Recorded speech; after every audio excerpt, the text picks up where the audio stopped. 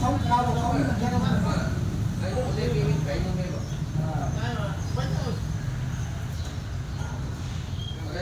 Chừng đây đã thấy cái tao bia lấy cái thứ mà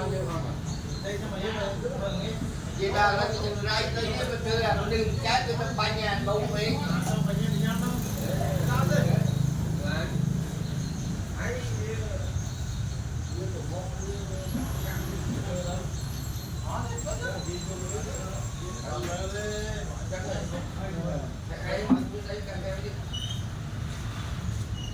Than thấy nè.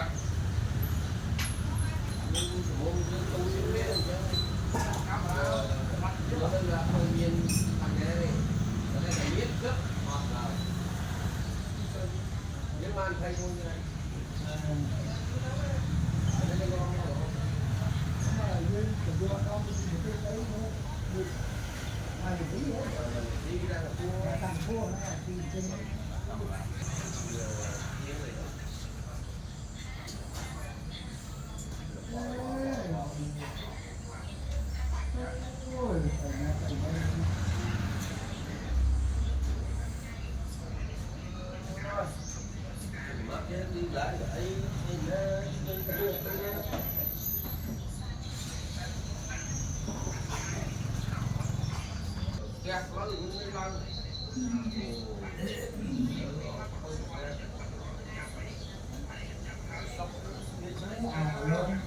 Luôn chứ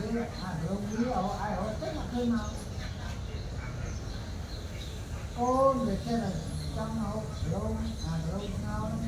lúc làm mong tìm đọc mong cuối rồi họ chết rồi đó họ đó lại vô họ tao ơi ăn hết là có bay ở trên đó này anh ấy biết bỏ tao ăn mới vô mà bánh gì xíu đi thì lắm rồi tao chờ mắm á bay